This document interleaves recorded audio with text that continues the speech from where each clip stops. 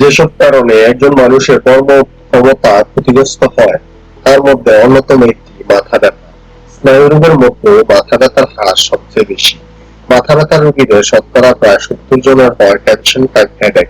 এছাড়া 11% মাইগ্রেন বা আদবকালী মাথা ব্যথা এবং প্রায় 3% ক্রনিক হেভি হেডেক বা দীর্ঘস্থায়ী মাথা ব্যথা হয়। মাথা ব্যথা প্রধানত দুই প্রকার। প্রথমত প্রাইমারি হেডেক যেমন migraine, tension type headache, cluster headache ইত্যাদি। দ্বিতীয়ত সেকেন্ডারি হেডেক যেমন সাইনোসাইটিস, মাস্টার্ডাইটিস, গ্লুকোমা, স্ট্রোক, আঘাতজনিত মস্তিষ্কের টিউমার ইত্যাদি। মাইগ্রেন পুরুষদের তুলনায় নারীদের মাইগ্রেন হয় বেশি। কৈশোর থেকে মাইগ্রেনের লক্ষণ দেখা দেয় এবং 40 থেকে 50 বছর বয়স পর্যন্ত স্থায়ী হয়। এতে মাথার যেকোনো এক পাশে ব্যথা হয়। একবার এক পাশে হলে পরবর্তীবার অন্য পাশে ব্যথা হতে পারে। ব্যথা 4 থেকে 72 ঘন্টা পর্যন্ত স্থায়ী হতে পারে। রক্তনালী বা শিরা টনটন করছে বলে মনে হয়। ব্যথা অত্যন্ত তীব্র হয় এবং এ সময় কোনো কাজ করা যায় না। আলো বা শব্দে ব্যথার তীব্রতা বাড়ে। বমি বা বমি হতে পারে। ব্যথা শুরুর আগে চোখের সামনে আলোর নাচানাচি, আঁকাবাঁকা লাইন ইত্যাদি দেখে রোগী মাইগ্রেন যে শুরু হয়েছে তা বুঝতে পারে। অন্ধকার ঘরে শুয়ে থাকলে ব্যথার তীব্রতা কমে।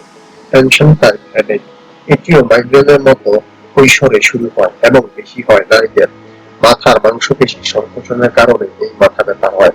এর লক্ষণ হলো মাথা জুড়ে চাপ বা ব্যান্ডের মতো ব্যথা অনুভূত হওয়া।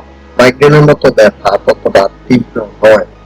রোগী ব্যথা নিয়ে সব ধরনের কাজ করতে পারেন, বরং কাজের সময় ব্যথা কম অনুভূত হয়। কয়েক ঘন্টা থেকে কয়েকদিন পর্যন্ত থাকতে পারে এই ব্যথা।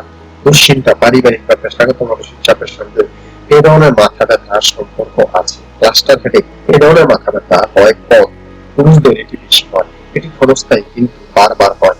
অত্যন্ত তীব্র ব্যথা, চোখের চারপাশে বা পেছনে ব্যথা হয়। চোখ লাল হয়ে যাবে, পানি পড়ে, চোখের উপরের পাতা পড়ে যেতে পারে। প্রতিদিন একই সময় বা দিনে কয়েকবার ব্যথা হয় এবং কয়েক সপ্তাহ ব্যক্তি স্থায়ী হয়। এরপর ব্যথা চলে যায় এবং কয়েক মাস পর আবার ব্যথা শুরু হয়। সেকেন্ডারি হেডেক বিভিন্ন রোগের কারণে আমাদের মাথা ব্যথা হতে পারে, যেমন সংক্রমণ, টাইফয়েড, ভাইরাস জ্বর, মস্তিষ্কের আবরণিক প্রদাহ, মেনিনজাইটিস, সাইনোসাইটিস, মাস্টার্ডাইটিস, মস্তিষ্কের টিউমার, রক্তক্ষরণ বা স্ট্রোক ইত্যাদি। রোগ নির্ণয় ও চিকিৎসা। মাথা ব্যথার কারণ নির্ণয় করতে পারলে চিকিৎসা সহজ। প্রাইমারি হেডেকের চিকিৎসা দুই স্তরের। প্রথমত অ্যাবর্টিভ চিকিৎসা বা মাথা ব্যথার তাৎক্ষণিক নিরাময়। এজন্য বিভিন্ন বেদনানাশক ওষুধ সেবন করা যায়।